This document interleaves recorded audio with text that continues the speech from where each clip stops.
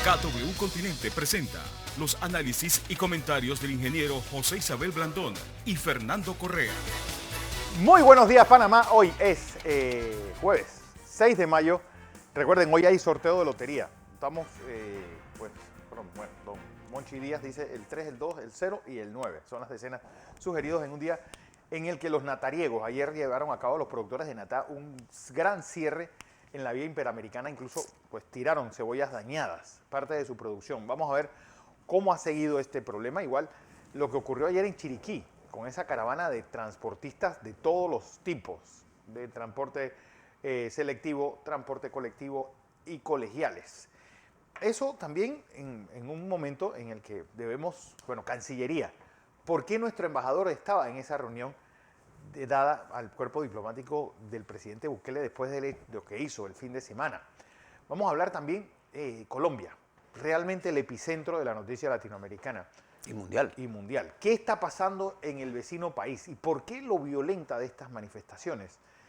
Esto también en un momento en el que nuestros muchachos en el futsal ayer hicieron una proeza, pues clasifican como primeros de su grupo en el premundial de Lituania. Esto se está celebrando en Guatemala y ahí vencieron nada menos que a México, que lo apiaron del campeonato.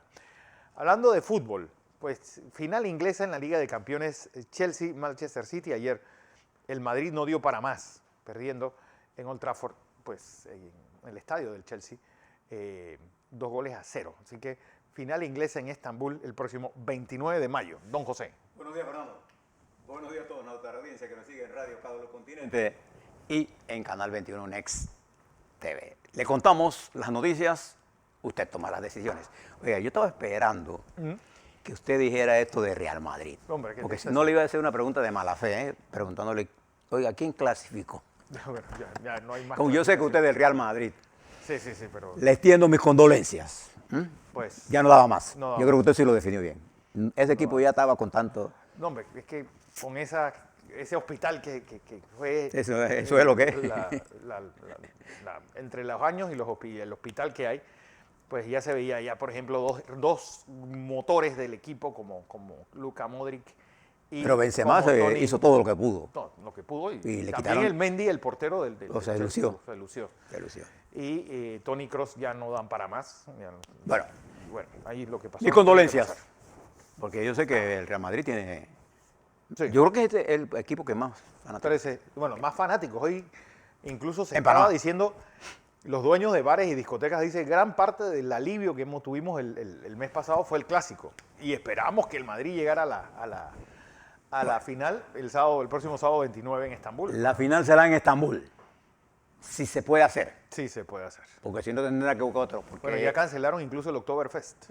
El festival, Turquía está bajo el asedio del COVID. Algunas noticias importantes. Ayer les dijimos que el primer ministro Benjamín Netanyahu no había logrado el consenso para formar gobierno.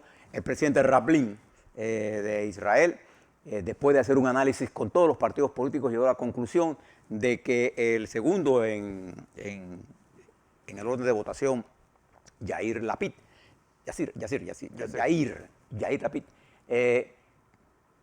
podría tener la opción y lo ha designado para que tenga los próximos 40 días para formar gobierno. Mientras termina el plazo, el primer ministro sigue siendo Benjamín Netanyahu. Lo cierto es que ya Benjamín Netanyahu, después de los 40 días, podrá seguir siendo ministro si se llama elecciones, pero si Lapid forma gobierno, y es importante, va a ser la reunión el resultado de la reunión que ya tuvo o va a tener con Naftali Bennett, que es una clave en la formación del nuevo gobierno. Ya el presidente le preguntó a Bennett y Bennett le dijo al presidente que él lo consideraría. De manera que es probable que haya un nuevo primer ministro, es probable que no, si no habrá nuevas elecciones, el país sigue estable. Esa es la cosa importante para los amigos de Israel. Pero la posición política, por el nivel de fragmentación. Tenga esa noticia allí y fíjese cómo Israel, que es un país en guerra permanente, Sí. Que una democracia activa, el primer ministro está bajo juicio. Es que la grandeza y al primer ministro no se le ocurre votar a la corte porque lo llamó a juicio. No se le ocurre eso. La grandeza de la democracia es eso. Es decir, Churchill incluso en plena guerra mundial decía eso. Si usted le tocan de madrugada de la puerta de su casa, tenga por seguridad que será el lechero, no que va a venir una Gestapo al rescate. Eso es así. Además, anótelo por allí, la vicepresidenta de los Estados Unidos, Kamala Harris, decidió visitar a México el 6 y a Guatemala el 7 de junio. No vaya a ningún otro lado. Esta es una reunión importante para el desarrollo de lo que ella ha sido designada, a ver cómo maneja la migración y el apoyo que el gobierno del presidente Biden le va a dar a Centroamérica, en donde Panamá puede jugar un papel político muy importante. Depende de nuestra diplomacia. También informarles que el presidente de El Salvador, el señor Bukele, que había citado al cuerpo diplomático a una reunión, a esa reunión fueron los diplomáticos, salvo el encargado de negocios de la embajada norteamericana, que no asistió, o sea, los Estados Unidos no estaba representando en esa reunión. El acuerdo entre los diplomáticos y el presidente era que no iba a haber prensa. Y como consecuencia era una reunión privada. Sin embargo, el presidente sorprendió a los diplomáticos al poner en la televisión una grabación de la reunión, en abierta violación a protocolos internacionales. Si usted cita a un diplomático, si el presidente de la República de Panamá cita a un diplomático de cualquier país, no voy a decir el nombre, y hace una consulta o presenta una queja, es una reunión privada. El presidente Cortizo no puede. No debería. Es un desagravio al no país que tú le estás dando. Claro, porque es una reunión privada. Este señor cree que juega con el mundo. Además, le dijo a ellos que él quería hacer, pero que él no iba a aceptar mandato de nadie. Mire la situación, déjelo ahí. Déjelo allí. Nada más le señalo la libre determinación de los pueblos, teniendo realmente una ignorancia supina sobre qué significa eso. Eso es el infantilismo. De izquierda o de derecha, es un infantilismo político. Una madurez política te lleva a decir, yo le dije a ellos, se acabó. Bueno, ¿cuántas veces el embajador de Rusia o de China ha citado a Londres y usted no ve ninguna divulgación de lo que sea, salvo que se acuerde en la conversación que China hará un comunicado y Inglaterra, por ejemplo, si es así, incluso se ponen de acuerdo de cómo va a ser el comunicado. ¿Cómo se va a redactar? Es todo eso. Esa es la gente que sabe qué es la diplomacia y cómo es la política. Bien, le digo eso para decirle que en Perú el partido de la señora Mendoza, Verónica Mendoza, de Juntos por Perú, decidió en un acuerdo programático a respaldar la candidatura de Castillo, de Perú Libre, para las elecciones que van a ser el 6 de junio. Las elecciones están en desarrollo en un país altamente fragmentado y en medio de una situación económica, de salud pública, de corrupción, de destrucción de la institucionalidad. Un país que ha llevado 4 presidentes en los últimos par de años. Perú. Eso va a ser el 6 de junio. Le estaremos dando más detalles sobre eso. Mientras, recuerde que este 15 y 16 de mayo hay elecciones, ¿dónde? En Chile. En Chile. El país que precedió todo esta revolcón en Llano Piedra. ¿Se acuerda que en octubre del año 19, por lo que la gente dice que fue un aumento de 30 centavos, 25 centavos del pasaje, en realidad no fue por eso. Esa fue la gotita que derramó el vaso. Chile venía bajo un modelo, aunque reflejaba cifras muy buenas. Debajo de eso, los estándares de pobreza, las pensiones bajísimas, todo lo que había pasado, el nivel de desigualdad. El nivel de desencuentro entre la dirigencia política, no solamente del presidente Piñera, de todas las fuerzas políticas de izquierda, de derecha en Chile, con el electorado era enorme. Y el resultado es que tenemos unas elecciones en Chile producto de esa presión. Y ya verá usted lo que va a ocurrir en esa área. También contarles que en Brasil, el exministro del presidente, el presidente Bolsonaro, el ministro de Salud, en las declaraciones al Senado de Brasil, acusa al presidente de haber impedido su labor. Y ahí está en un proceso en desarrollo en ese país. Preste la atención a esa crisis que se está desarrollando allá. Y preste la atención a la crisis que se está generando con Rudy Giuliani. ¿Se acuerda de él? Él es alcalde, el hombre fuerte, el hombre que se enfrentó, como efectivamente lo hizo, sí, como alcalde y puso orden en Nueva York. ¿Se acuerdan de él? Después de las 6. Bueno, ahora le está pidiendo dinero a la campaña del señor Trump, a Trump en particular, a esa organización, de los PAC que ha recogido, millones de dólares que recogió el expresidente Trump, para que ayude a pagar los gastos legales que son enormes, enormes, para él, en un momento en que esta investigación, escuche lo que les doy, anótelo por allí, no lo va a escuchar en ningún lado, va a generar nuevas investigaciones a otros y va a traer de vuelta a Manafort, a los generales estos que se estaban involucrados, porque ya desde Ucrania comienzan a salir informaciones nuevas. Y todo esto tiene, va a tener presión sobre un grupo muy íntimo de la pasada administración. Presten atención a esto, pero vamos un poquito de COVID, antes de ir a una pieza central que le queremos hablar sobre Colombia. Entre Fernando y hemos preparado para ustedes un análisis de lo que está pasando en Colombia. Pero fíjese, Fernando, en Nepal, busquen en el mapa de dónde está Nepal, y se dará cuenta, en ese país, que usted no había oído a él Bueno, el único país que tiene un índice de la felicidad como parte de su PIB. Bueno. Y Nepal, lo importante es que es el punto intermedio entre China y la India. Bien, Nepal, el coronavirus, el COVID-19, está golpeando duramente, hasta el punto de que los hospitales están colapsando en Nepal. El índice de felicidad se fue. A mínimos históricos. Igual que está pasando en la India, igual que está pasando en Brasil. Si usted nos da alguna cifra, Fernando, de cómo estamos a nivel mundial. Bueno, Nepal, pues que tiene una población de 29 millones de habitantes, pues tiene 66.352 casos activos y 8.800 casos nuevos. La India amanece hoy con 3.580.557 casos activos, tiene 230.000 fallecidos. 3.580.000. Pues mire cómo sube de rápido. No, es que ayer ya rompieron la barrera de los 400.000 casos diarios, ahora tienen 412.491 casos ayer con 3.981 fallecidos. Y los Estados Unidos ha tenido una caída en muertes. Sin embargo, los casos comienzan a subir un poco, un 4%, está subiendo. ¿Por qué? Porque las vacunas no están llegando a las áreas de mayor, ahora, que son las áreas de menos población, pero que ahora... Bueno, no solamente eso, sino que explican también que la gente ha creído que lo vacunen significa que ya te puedes quitar la mascarilla, que ya puedes salir por ahí sin nada. Que ya eres libre. Eso también está haciendo que los casos aumenten. Estados Unidos hoy amanece, con 6.687.900 casos activos. Ayer tuvo 46.434 casos nuevos y 771 fallecidos. Ojo con los números que voy a decirles. Brasil, pues 999.979 casos activos. Es decir, hoy rompe la barrera del millón de casos activos.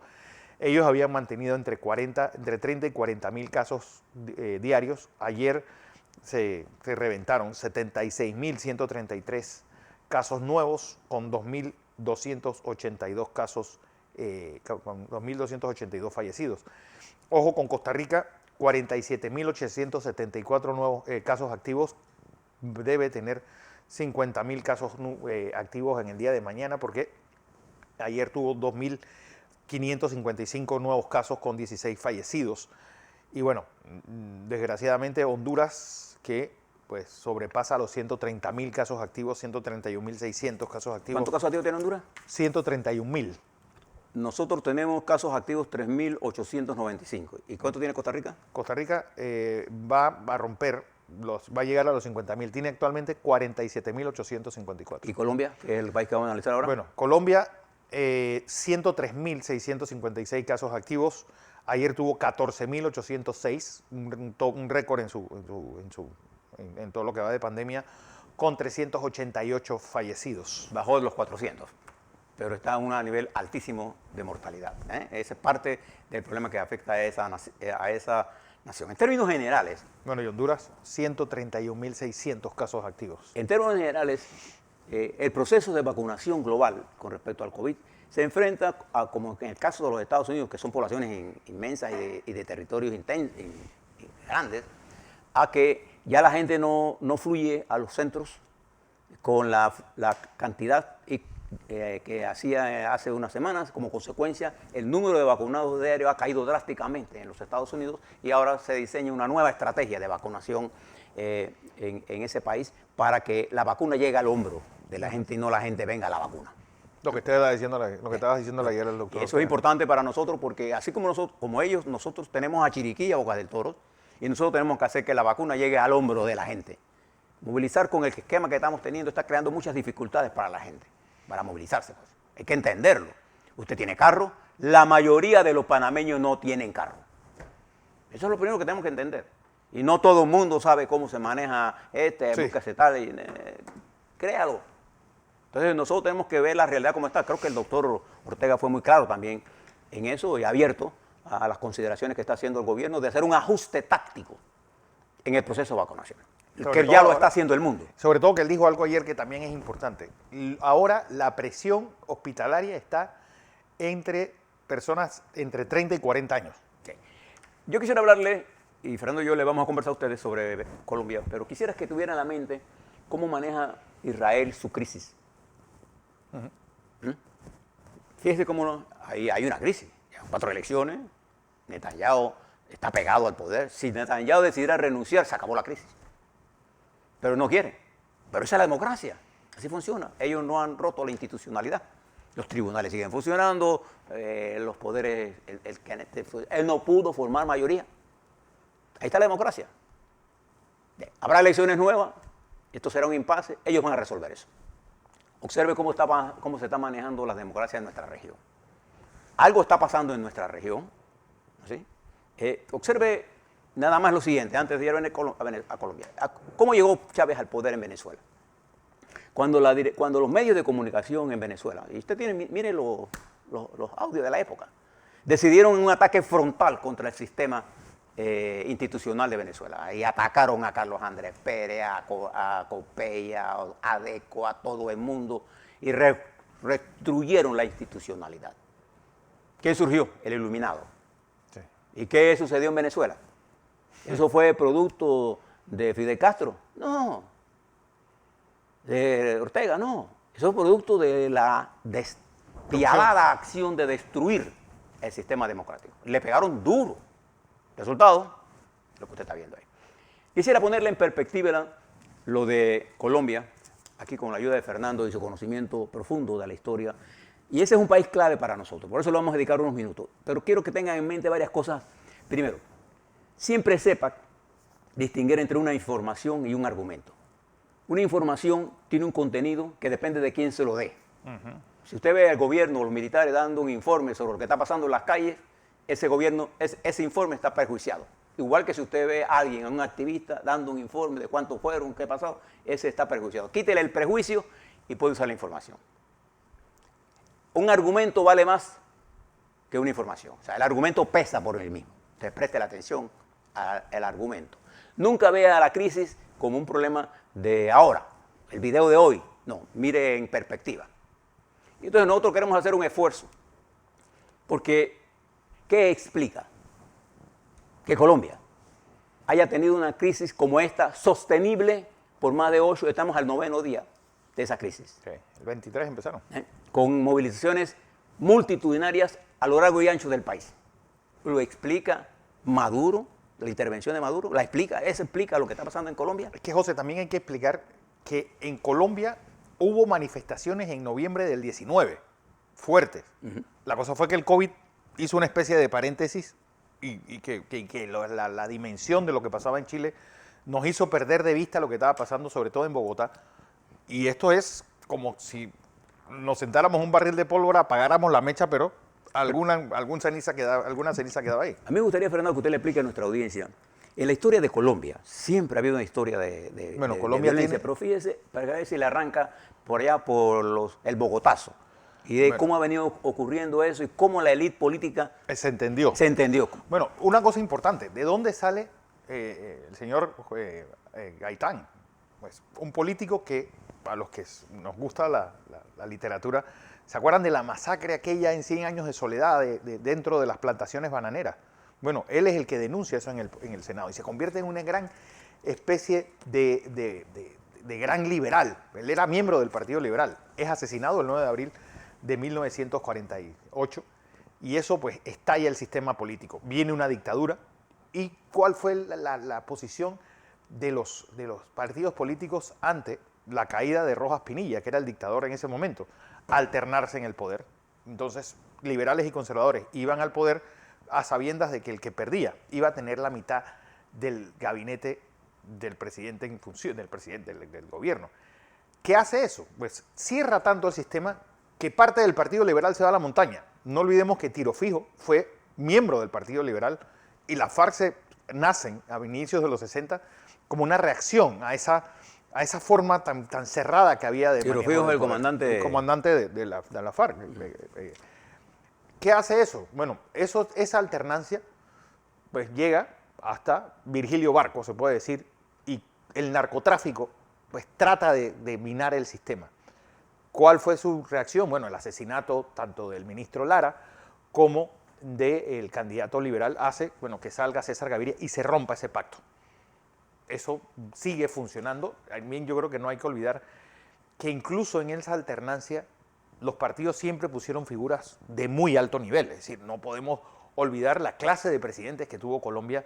López Miquelsen, por ejemplo. López Miquelsen, a Virgilio Barco, incluso a Belisario Betancur. Miren ustedes los currículum de Misael Pastrana, a Julio Turbay Ayala. Es decir, eran gente que habían nacido en el sistema. Era una élite política. ¿Por qué? Porque dentro del sistema, que es otra cosa que tiene el sistema colombiano que no tiene el sistema panameño, y es que era gente que empezaba su carrera en el Senado, pasaba por varios gabinetes hasta llegar a la presidencia, entendían muy bien lo que estaba pasando. Bueno, todo eso termina cuando llega Álvaro Uribe al poder, alguien que había sido un tránsfuga del Partido Liberal y forma su propio partido.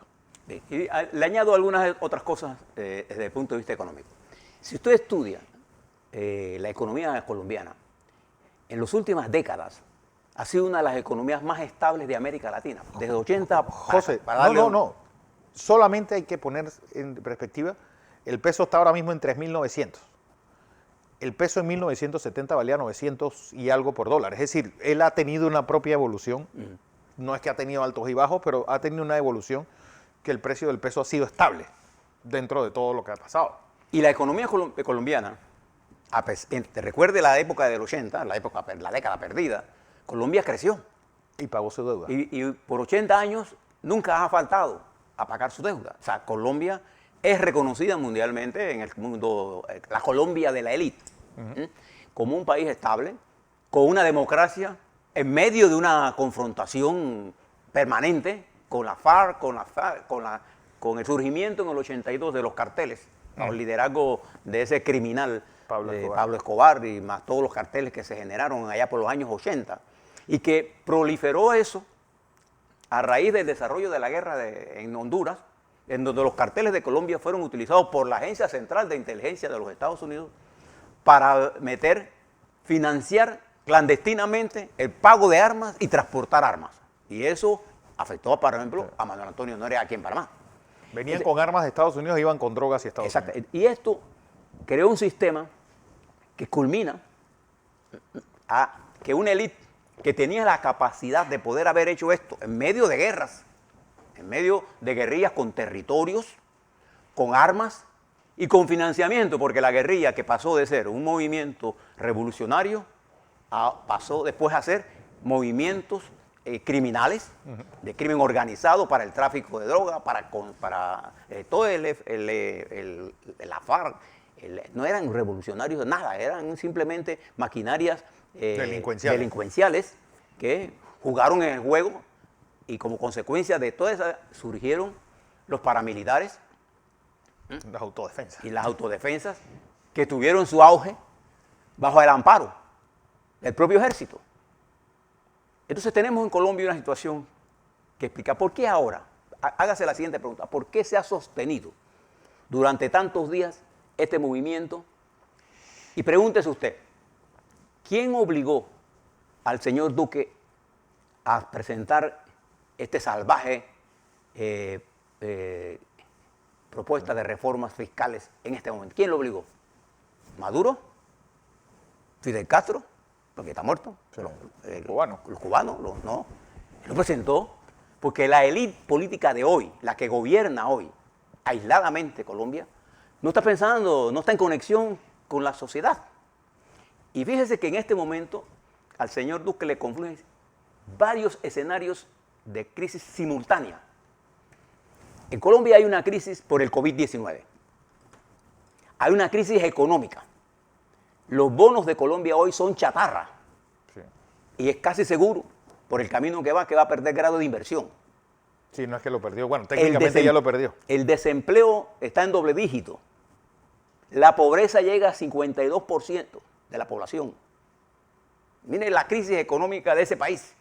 Y no hay dinero para enfrentarse al problema del COVID. Bueno, según el ministro Carrasquilla, antes de irse dijo que Colombia tenía nada más 2 meses reservas para pagar 2 meses de sus gastos gubernamentales. Bien, tiene la crisis COVID, la crisis económica, tiene una crisis de una insubordinación social que pone a Colombia al borde de una situación pre-revolucionaria. Social y políticamente, ¿cuándo existe una situación pre-revolucionaria?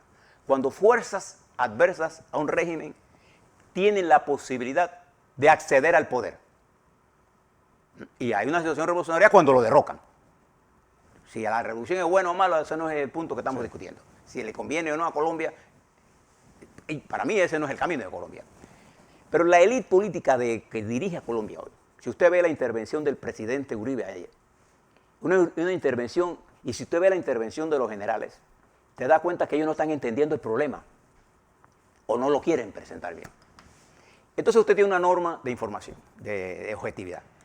Cuando usted vea la televisión a un general dando una información y la información parte diciendo que hay una insubordinación y entonces él quiere atribuir la insubordinación al señor Maduro, al señor fulano, entonces usted tiene el derecho a suponer, si la información que él me está dando es mala para Colombia, yo puedo asumir que la que él me está guardando es peor.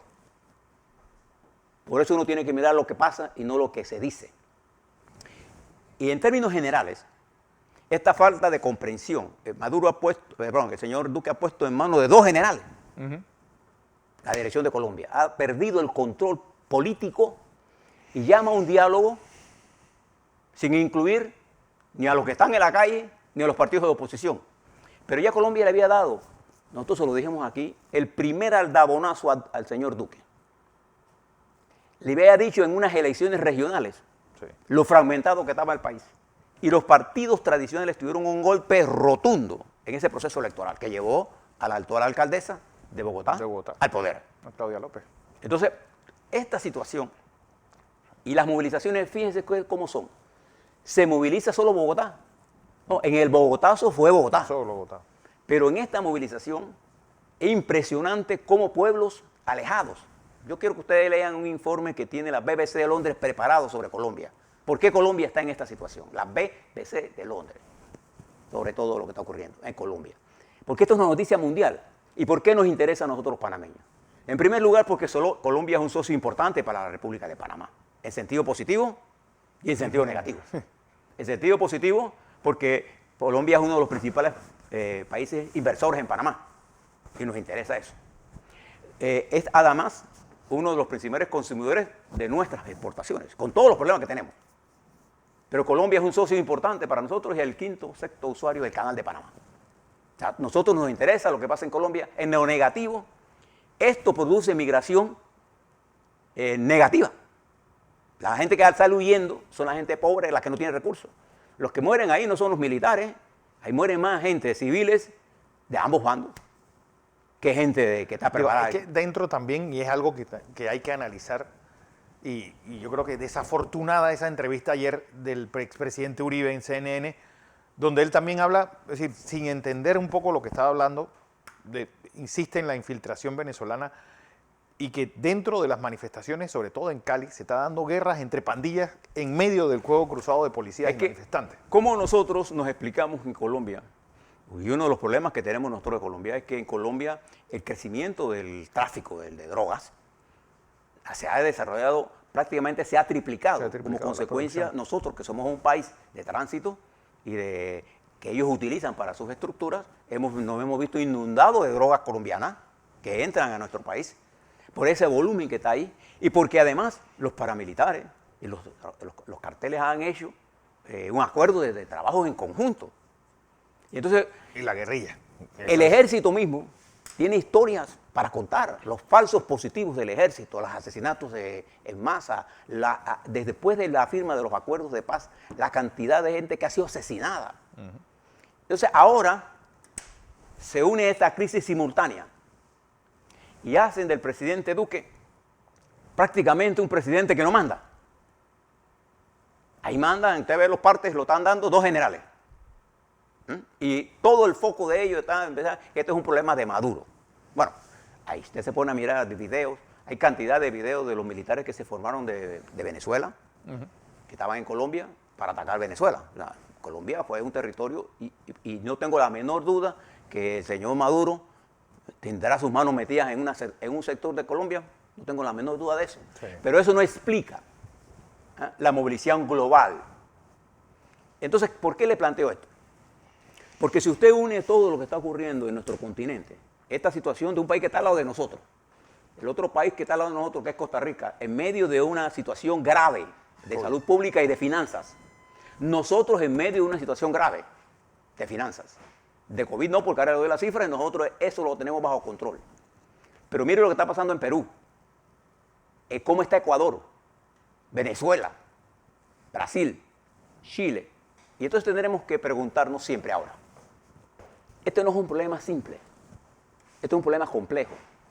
Y no serán subterfugios o simplismos lo que expliquen una situación de esta naturaleza. El mundo en general le dedica más atención hoy a Colombia que a Birmania, que está en medio de una crisis parecida de insubordinación. Los militares subestimaron esto. Duque subestimó la reacción del pueblo colombiano. Nosotros tenemos que aprender de esas lecciones. Nosotros tenemos que aprender en nuestros dirigentes políticos a que el distanciamiento entre el pueblo y el gobierno genera esto. Así es.